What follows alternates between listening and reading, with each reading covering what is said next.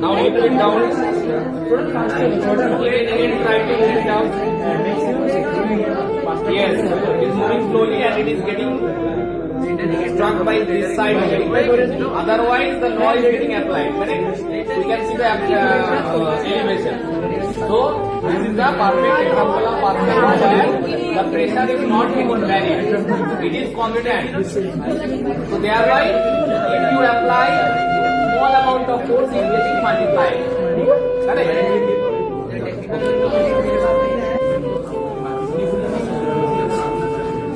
Yes, so you can explain whatever you have done.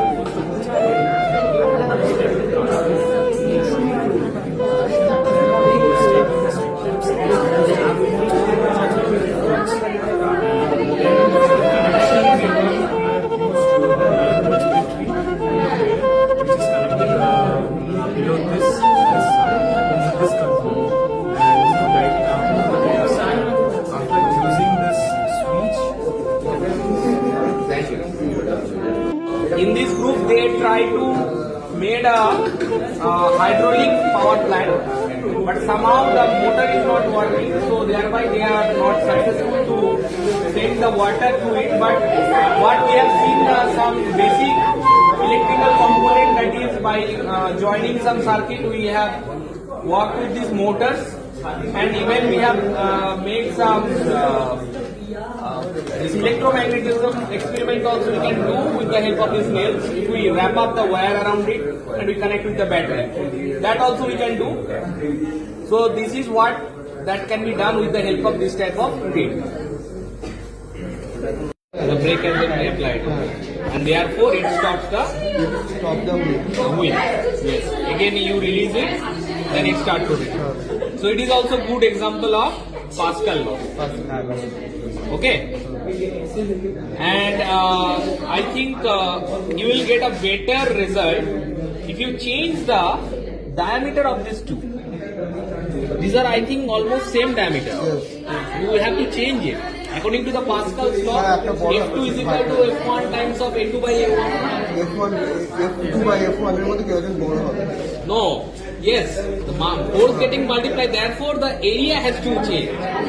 So therefore if you increase it, this getting multiplied, so you'll be giving less effort, then, not that much, and it will eventually stop. You understand? Anyhow, very good explanation. Okay. So whenever we attach with this terminals of the battery with this wires, and we have a nail over here that has actually wire is getting wrapped around it, and we have connected it, so thereby the nail getting the heat by the Joule's law of heating, that is H is equal to I square RT, where I is the current, R is the resistance, and T is the time. So we can explain this thing also. Okay?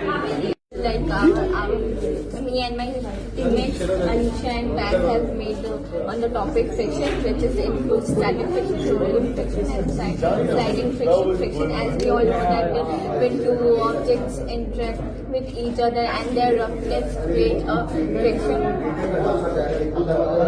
Okay, that means the relative to the relative motion. Yes. Okay, and it depends on friction depends on what? Coefficient of coefficient of friction, and and also the normal reaction. Okay, so here you can see the rolling friction over here. Rolling friction is also a kind of which type of friction? Not a static friction. It is under, there is static friction, and there is another one is kinetic friction. In kinetic friction you have rolling friction and sliding friction. So these two examples are of kinetic friction, whereas this is for static friction. Like in a static friction, like it's also include pushing force, which is basically involving like when an object remains until and unless inertia. You are explaining it. the object will remain. Okay. So this is a kind of model which I can say it is a we are exhibiting some laws. So this is it is not kind of working something, but it is a kind of exhibition type of thing where we can show our basic principle of physics over this illustrative way. Thank you.